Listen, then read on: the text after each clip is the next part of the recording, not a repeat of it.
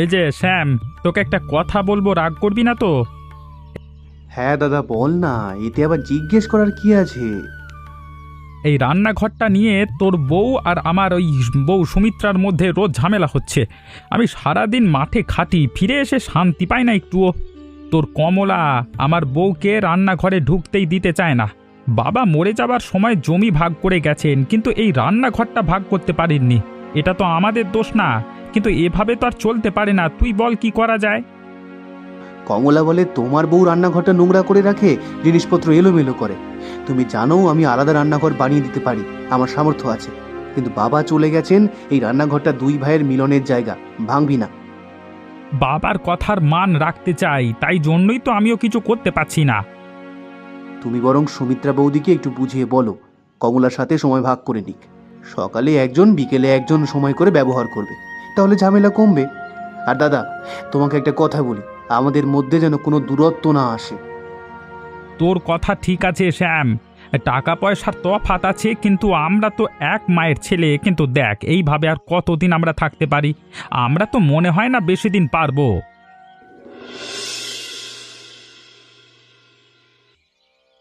আবার তুমি সকাল সকাল রান্নাঘর দখল করে বসেছো।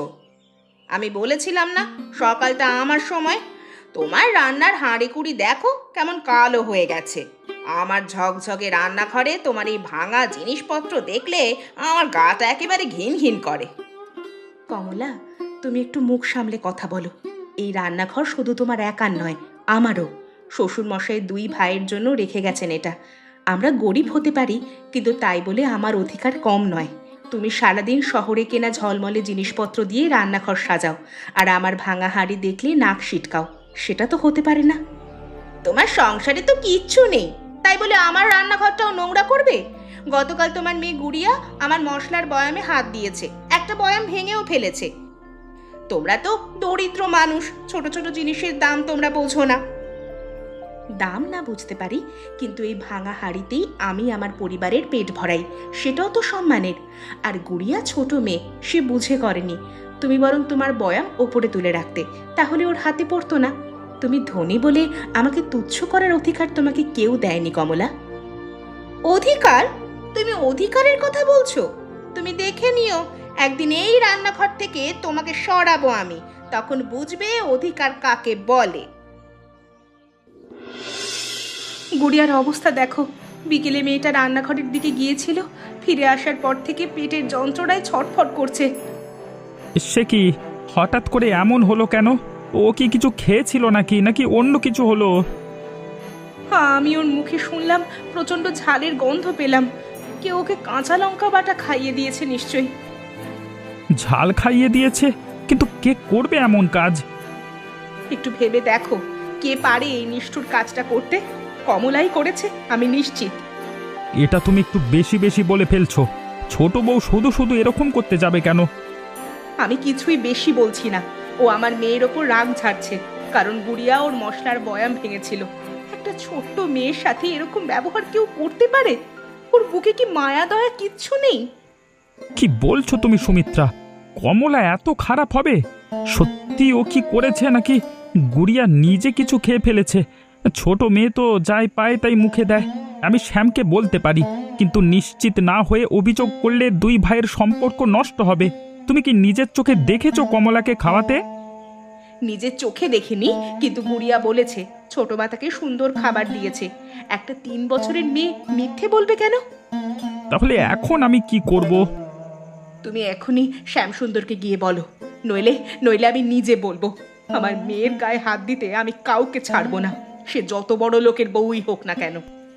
ঠিক আছে, আমি এখনই শ্যামের কাছে যাচ্ছি, কিন্তু মাথা ঠান্ডা রাখো সুমিত্রা, আর মেয়েটাকে একটু দেখো।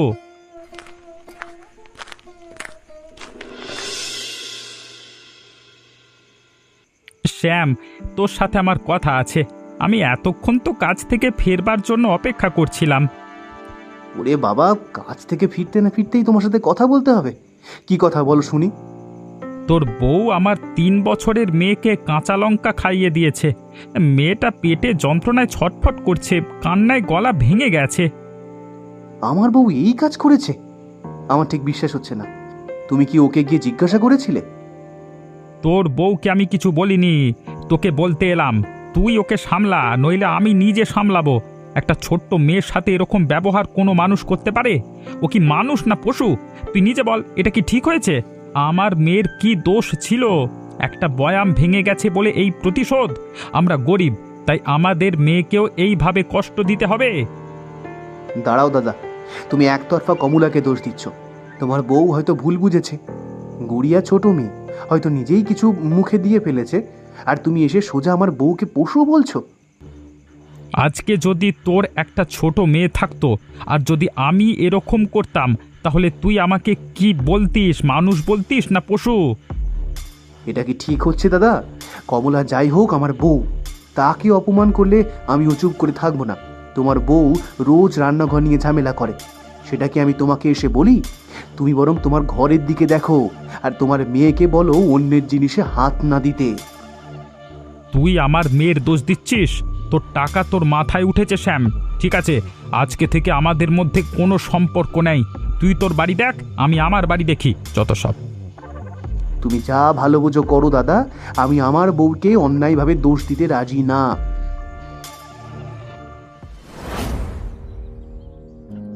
আমার আমার ছেলে, আমার বিক্রমকে মারলো আমার ছেলেকে।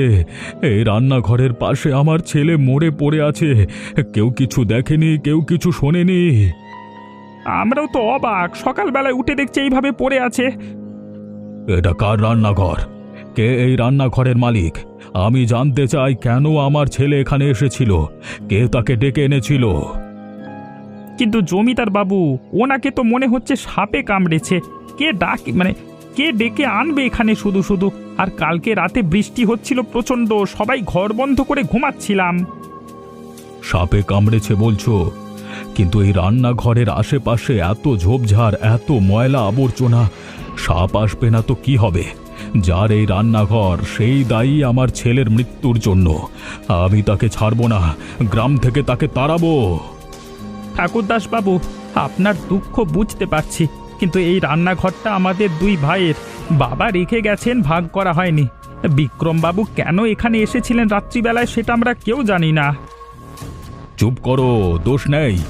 আমার ছেলে তোমাদের রান্নাঘরের পাশে মরে পড়ে আছে, আর তোমরা বলছো দোষ নেই। আমি বলছি এই রান্নাঘরের যে আসল মালিক, তাকে আমি গ্রাম থেকে উচ্ছেদ করব।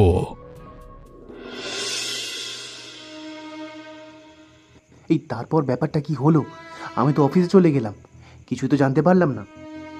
ঠাকুরদাস বাবু বলেছেন রান্নাঘরের মালিককে গ্রাম থেকে তাড়াবেন। তাহলে তো মহা মুশকিল হয়ে গেল।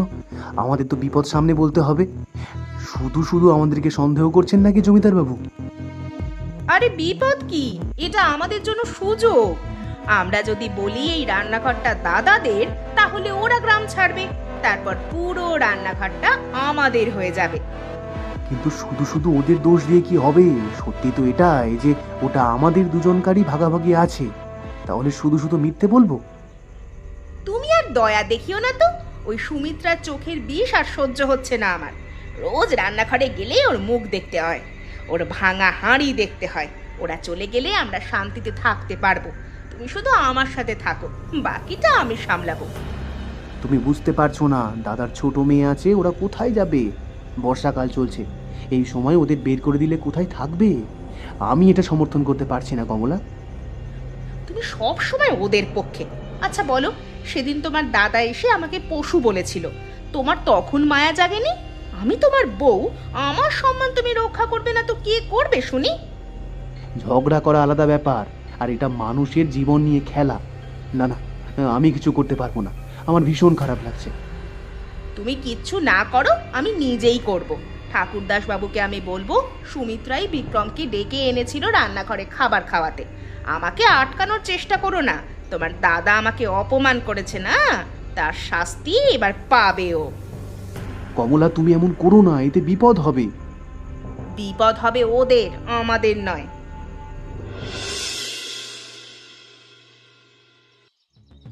কি ব্যাপার? এরকম দুঃখের দিনে তোমার আবার কি প্রয়োজন আমার কাছে? এখন আমি কোনো রকম সাহায্য করতে পারবো না, আমার মন মেজাজ ভালো নেই। ঠাকুরদাস দাসবাবু, আমি জমিদার বাড়িতে আসতে চাইনি, কিন্তু আমার বিবেক আমাকে চুপ করে থাকতে দিচ্ছে না। আপনার ছেলে বিক্রমবাবু সেই রাতে কেন ওই রান্নাঘরের কাছে গিয়েছিল সেটা আমি জানি। তার মানে তুমি কি বলতে চাইছো? আমাদের পাশের বাড়ির সুমিত্রা সেই বিক্রমবাবুকে ডেকেছিল। সুমিত্রা বলেছিল সে বিক্রমবাবুকে রান্না করে খাওয়াবে। বিক্রমবাবু মাঝে মাঝে ওই রান্নাঘরে আসতেন, সুমিত্রার হাতে রান্না খেতেন। কিন্তু আমি তো এসব ব্যাপারে কিছু জানতাম না। ঘটনাটা লুকিয়ে লুকিয়ে ঘটতো। সেই রাতেও সুমিত্রাই তাকে ডেকে পাঠিয়েছিল, কিন্তু ঝড় বৃষ্টির মধ্যে সুমিত্রা যায়নি, আর বিক্রমবাবু সেখানে একা বসেছিলেন। আমি এসব জানতাম, কিন্তু ভয়ে বলিনি। এখন আর চুপ থাকতে পারছি না। আমার ছেলে হয়তো ভালো ছিল না, মদ খেত, ঘুরে বেড়াতো, কিন্তু তাই বলে ওকে এভাবে মরতে হবে? সুমিত্রা যদি না ডাকতো আমার ছেলে সেখানে যেত না, সাপও কামড়াতো না। আপনি ওদের আর ওখানে রাখবেন না, যত তাড়াতাড়ি সম্ভব ওখান থেকে উচ্ছেদ করে দিন। আমি এখনই ওদের উচ্ছেদ করব। রামপ্রসাদের পুরো পরিবারকে গ্রাম থেকে বের করে দেব এই মুহূর্তে। আমি আপনাকে এসব বলেছি, আপনি যেন আবার বলতে যাবেন না, তাহলে কিন্তু আমার নামে দোষ দিয়ে আমার অপমান করবে। কোনো চিন্তা করতে হবে না তোমাকে। তুমি যে আমার এত বড় উপকার করেছো এটাই অনেক। এর পরের কাজ আমার। দয়া করুন বাবু, দয়া করুন। আমার একমাত্র মেয়েকে নিয়ে বৃষ্টির সময় কোথায় যাব বাবু? আমাদের দিকটা একবার ভেবে দেখুন। আমি কোনো কথা শুনতে চাই না। শেষবার বললাম চলে যাও, না হলে কিন্তু আমার থেকে খারাপ কেউ হবে না।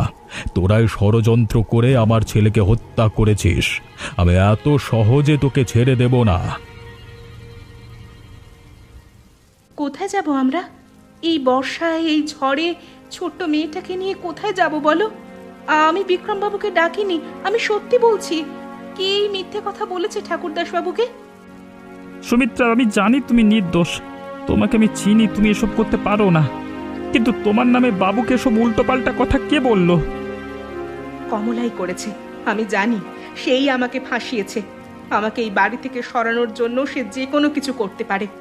কিন্তু তোমার ভাই, সেও কি চুপ করে দেখছে? সেও কি জানে তোমার নিজের ভাই তোমাকে বাঁচাতে এলো না? এখন তর্ক করবার সময় নয়। আগে গুড়িয়াকে কোথাও নিরাপদে রাখতে হবে। বৃষ্টি বাড়ছে, নদীর জল উঠছে। চলো, গ্রামের বাইরে ওই বড় বটগাছটা আছে, সেখানেই আশ্রয় নিই। গাছের ওপর আশ্রয় নেবে? যদি ভেঙে পড়ে যায় তাহলে কি হবে? গাছটা মজবুত, শতবর্ষী গাছ, উঁচুতে ডালে মাচান বানানো যাবে। বন্যার জল সেখানে পৌঁছাবে না। আমি আগেও দেখেছি বন্যার সময় গ্রামের লোক ওই গাছে আশ্রয় নেয়। চলো চলো, দেরি করো না, চলো। চলো, ওপরওয়ালা সব দেখছেন। একদিন নিশ্চয়ই সত্য প্রকাশ পাবে। ওপরওয়ালা সব কিছু ঠিক করে দেবেন। সুমিত্রা, তুমি গাছের উপরেও রান্না করতে পারো, এটা দেখে আমি অবাক হয়ে যাচ্ছি। বাহবা দেওয়ার সময় নয় এখন। বন্যার জল বাড়ছে, গতকালের চেয়ে আজ আরো ওপরে উঠেছে। গ্রামের দিকে তাকিয়ে দেখো, কত বাড়ি ডুবে গেছে। নিচে সব জল, চারিদিকে জল। গুড়িয়া ঘুমিয়ে পড়েছে, ওর জ্বরটা কমেছে একটু। তুমি সেই ওষুধি পাতা দিয়েছিলে, তাতে কাজ হয়েছে মনে হচ্ছে। তোমার মতো বউ পেয়ে আমি ধন্য সুমিত্রা, সত্যি বলছি। কিন্তু এদিকের যা অবস্থা, শ্যামসুন্দরদের বাড়িটাও তো নিচু জায়গায়, ওদের কি হবে? কমলা আমার সাথে অন্যায় করেছে, কিন্তু আমি ওর ক্ষতি চাই না। ওরাও তো মানুষ। আর গুড়িয়ার ছোট কাকু তোমার ভাই, তুমিও তো চিন্তিত ওদের জন্য, বলো? চিন্তা তো হচ্ছেই। যতই হোক শ্যাম আমার ভাই, রক্তে টান আছে আমার সাথে। কমলা যাই করুক, শ্যামের তো দোষ ছিল না। ও বাধা দিতে চেয়েছিল, আমি জানি, কিন্তু কমলার জেদের কাছে হেরে গেছে। মানুষের অহংকার আর মিথ্যে একসময় মানুষকে যে কোথায় নামিয়ে নিয়ে আসে সেটা হয়তো বুঝতে পারছে না। আচ্ছা সুমিত্রা, ভাতের চালটা কম পড়ছে কি? আর কতদিন চলবে জানি না। একটু আধটু বাঁচিয়ে রান্না করো। বৃষ্টিটি না থামলে আমাদের আরও কয়েকদিন এই গাছেই কাটাতে হবে। ওপরওয়ালাই ভরসা। তিনি যখন এই গাছটা দিয়েছেন আশ্রয়ের জন্য, বাকিটাও দেবেন। বাঁচাও আমাকে, বাঁচাও, উদ্ধার করো, এখান থেকে বাঁচাও। ওঠো, ওঠো তো, কে যেন চিৎকার করছে, শোনো। সুমিত্রা, তোমার মনে হচ্ছে কোথাও ভুল হচ্ছে। ঘুমের মধ্যে হয়তো স্বপ্ন দেখছো, এখন ঘুমিয়ে পড়ো। কোথাও কিছু শব্দ শোনা যাচ্ছে না। না গো না, কেউ ভেসে যাচ্ছে। ওদিকে দেখো, দুজন মানুষ জলের স্রোতে ভেসে আসছে। ওরা একটা কাঠের টুকরো ধরে আছে। আমাদের কিছু করতে হবে, নইলে যে ওরা ডুবে মরবে। দড়ি, হ্যাঁ হ্যাঁ, ওই ওই দড়িটা আমাকে দাও, তাড়াতাড়ি দাও। সুমিত্রা, এত স্রোতে কি করবে? নেমো না, তুমিও ভেসে যাবে। দাঁড়াও দাঁড়াও, দড়িটা ছুঁড়ে দিচ্ছি আমি। এই দড়ি ধরো, দড়ি ধরে এদিকে আসো। হ্যাঁ হ্যাঁ, ধরতে পারছো। টানো টানো টানো টানো টানো। এই তো এই তো এই তো এই তো আসছে আসছে। সুমিত্রা সুমিত্রা, এই তো কমলা। কমলা, কমলা চোখ খোলো। ওপরওয়ালা, ওপরওয়ালা, ওদের বাঁচিয়ে দাও। ও মনে হচ্ছে ঠান্ডায় আর ভয়ে অজ্ঞান হয়ে গেছে। ওকে তাড়াতাড়ি নিয়ে যাও ঘরের মধ্যে, ওকে সুস্থ করতে হবে তাড়াতাড়ি। আর ভাই, তুই আমার সাথে আয়। দিদি ভাই, দিদি ভাই, তুমি তুমি আমাকে বাঁচালে। আমি তোমার সাথে এত খারাপ করেছি, তোমাকে ঘর থেকে বের করে দিয়েছি, তোমার বিরুদ্ধে মিথ্যে বলেছি, আর তুমি আমাকে বাঁচালে কেন? আমি তো তোমার শত্রু, আমি তো তোমাকে ধ্বংস করতে চেয়েছিলাম। কমলা, থাক এসব কথা, তুমি এখন দুর্বল, বিশ্রাম নাও। আমি তোমাকে বাঁচিয়েছি কারণ তুমি আমার পরিবারের মানুষ, তুমি আমার ছোট বোনের মতো। তুমি আমার সাথে যাই করো, আমি তো তোমাকে মরতে দিতে পারি না। আমি তোমার সংসার উজাড় করেছি, আর তুমি তুমি সেই আমাকেই জল থেকে তুলে আনলে। আমি তোমার চেয়ে অনেক ধনী ছিলাম, কিন্তু আজ বুঝছি আসল সম্পদ তোমার কাছে আছে, আমার কাছে নেই। তুমি যা করেছো তার শাস্তি ওপরওয়ালা দিয়েছেন। তোমার বাড়ি ডুবে গেছে, তোমার সব ধনসম্পদ জলে গেছে। এখন এসব কথা বাদ দাও, তুমি এখন সুস্থ হয়ে যাও। সুমিত্রা দিদি, আমাকে তুমি ক্ষমা করো, আমি তোমার পায়ে পড়ছি। আমি ঠাকুরদাস বাবুকে গিয়ে সব সত্যি বলবো, তোমাকে মুক্ত করব। এই মিথ্যে অভিযোগ থেকে আমি মুক্ত করব তোমায়। আমি যা যা করেছি আমার নিজের স্বার্থের জন্য, যা কিছু ভুল করেছি সব সব আমি ঠিক করে দেব। ঠাকুরদাস বাবু, আমি আজ আপনার কাছে সত্যি কথা বলতে এসেছি। সত্যি কথা? কি সত্যি কথা বলো তো? সেদিন আমি আপনাকে যা যা বলেছিলাম সব মিথ্যে। সুমিত্রা আপনার ছেলেকে ডাকেনি, সুমিত্রার কোনো দোষ ছিল না। আমি হিংসায় অন্ধ হয়ে সুমিত্রাকে ফাঁসিয়ে দিয়েছিলাম। তার মানে কি বলতে চাইছো কি তুমি? হ্যাঁ জমিদার বাবু, আমি ঠিকই বলছি। ওই রান্নাঘরটা আমি একা দখল করতে চেয়েছিলাম, সুমিত্রাকে সরিয়ে দিতে চেয়েছিলাম, তাই ওর নামে মিথ্যে বলেছিলাম আপনাকে। আপনার ছেলে নিজেই সেই রাতে মদ খেয়ে ওখানে এসে শুয়ে পড়েছিলেন, সুমিত্রা ওকে ডাকেনি। তাহলে তুমি সেদিন মিথ্যে কথা বললে কেন? কিসের স্বার্থে তুমি মিথ্যে কথা বললে? আর তুমি আজকেই বা আমাকে সত্যি কথা বলতে এসেছো কেন? আমি মহাপাপ করেছি বাবু, সুমিত্রা দিদির সংসার ভেঙেছি, কিন্তু সেই সুমিত্রা দিদি বন্যার জলে আমাকে ডুবে যাওয়া থেকে বাঁচিয়েছে। আমি যার ক্ষতি করেছি সেই আমাকে প্রাণ দিয়ে বাঁচিয়েছে। আমি আমার অপরাধ স্বীকার করছি, আমাকে যে শাস্তি দেবেন দিন, আমি মাথা পেতে নেব। তুমি মিথ্যে বলেছিলে। আমি একটি নির্দোষ পরিবারকে ঘর থেকে তাড়িয়ে দিয়েছি তোমার মিথ্যের উপর ভরসা করে। আমিও দোষী, তুমিও দোষী। আমাকে নিজের ভুল শোধরাতে হবে। তুমি যাও, আমি নিজে গিয়ে রামপ্রসাদের পরিবারকে ফিরিয়ে আনবো। দোষ নেবেন না বাবু, অহংকারের বশবর্তী হয়ে আমি ভুল কাজ করে ফেলেছিলাম। এরকম কাজ আমি আর কোনো দিন করব না। আমাকে ক্ষমা করে দেবেন বাবু, ক্ষমা করে দেবেন।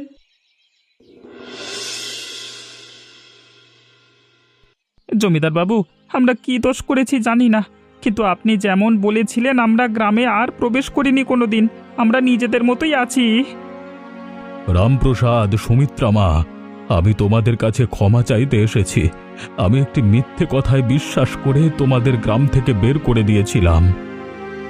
আপনি কি বলছেন বাবু? আপনি আমাদের থেকে অনেক উচ্চ বংশীয়, আপনি শুধু শুধু আমাদের কাছে ক্ষমা চাইবেন না? না না না না না না, শুধু শুধু না।